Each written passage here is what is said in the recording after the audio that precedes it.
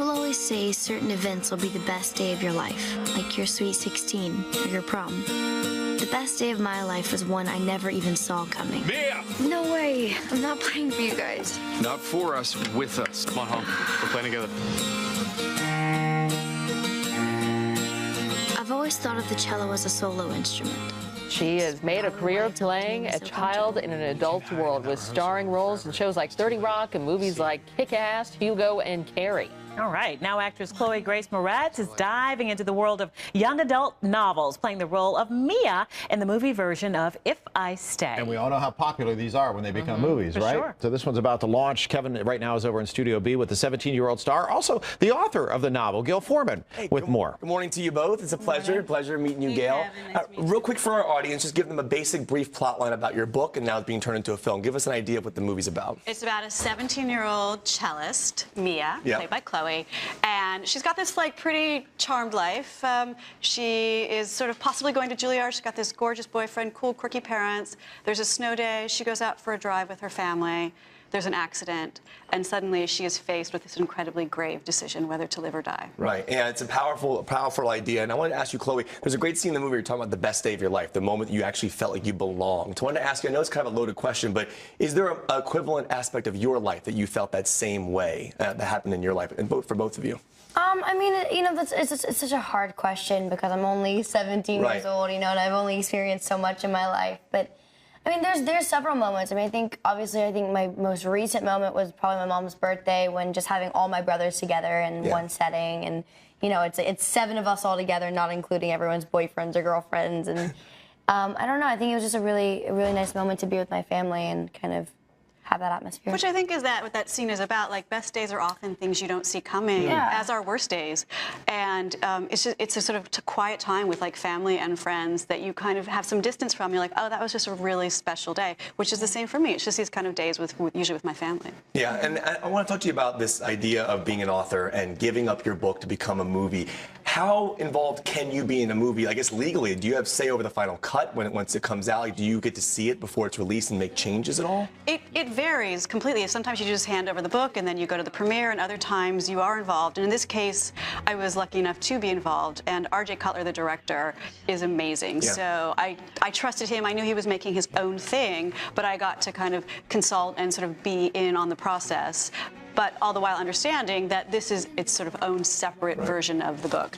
Now, there's an interesting element about your father in the film and how he gave up playing as a musician to raise his children. He has a line where he says, sometimes you make choices in life, but sometimes choices make you. Or sometimes choices make you. I'm wondering, as an actor in this business, what's a movie that you think chose you out of all the movies you've done? Honestly, I think every movie, in a sense, has chosen me. I think I just work my hardest and hope for the best. I think a movie like this definitely chose me because it just fell into my lap, and I had been saying I really want to do something for the young girls and for me to go see with my friends and me to go see with my mom. And then I fell in love with this story that Gail wrote, and then the script was great. And I think, honestly, the best movies choose you, because I think if you chase something, it's not meant to be. Right. You know? Now, I remember reading a story about Christopher Mintz-Plasse, who played McLovin in Superbad, and how he had to film some of those scenes from Superbad while his mom was on set because he was under 18 years old. Do you still have to do that if you're 17? But is it awkward to be there if your mom's doing that kissing scene or something like that in a movie? That's strange. I mean, you know, I think you just kind of don't have to think about it. Yeah, she's always on set with me, but I think it's you know, it's just acting. So it's unromantic in general. I mean, you guys are just friends, and you're having kiss in front of 400 crew members on set. And it's super weird. There was a lot of kissing. Oh, there's a lot of kissing in this movie. There's a lot of kissing. Now, Gail, as an author, as you sit and watch the movie, what was the hardest scene that didn't make it into the film, that just didn't work in the movie world for you? For fans who read the book, what was the hardest scene to let go? You know, there were a lot of scenes that sort of didn't make it in just because, and when you see the final cut, it doesn't become hard at all because it just works. And you want what's best for the film, and you understand that translating a book to film, you can't. I think readers think they want it to go exactly page to screen, but they don't. It would ruin it. So when you see the final thing, you're like, oh, that got lost. That wasn't there. But you understand it works better this way. So all you care about is that the movie has the same kind of emotional experience as the book, and it does. Now, we asked fans to tweet out questions for you guys, and we got a great question. We'll show it on the screen here on the Twitter about, they wanted to ask, did Chloë ask Gail for advice on how to portray a character like Mia in If I Stay? How much advice did you ask from Gail? You know, a lot of the advice was in the book and what she wrote, you know what I mean? And then when I talked to her, I pretty much just asked her, like, things, like, what's her birthday? You know, what kind of, like, astrology sign is she and stuff like that.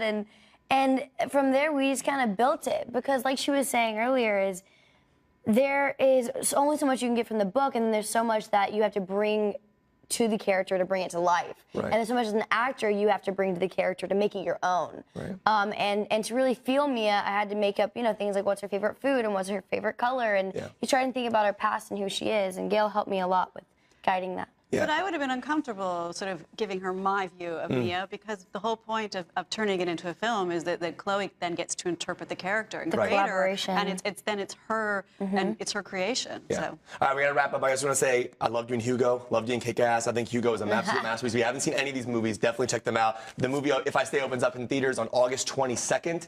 Thank you so much for joining us in studio today. It's a pleasure. It's always good to see you, by the way. Yeah, always good to see you. All right, back to you guys in studio. Great, Kevin. Thanks, Kevin. Thanks, guys. She's awesome. She is. All right. Thank you so much for coming in. It is now 9:47 on this Wednesday morning. Coming up next, protecting your credit score and climbing out of debt. Credit expert Chris Bridges will join us live with advice for the millions of people who need a lifeline. And this addresses, the issue for a lot of people. For sure. We'll be right back.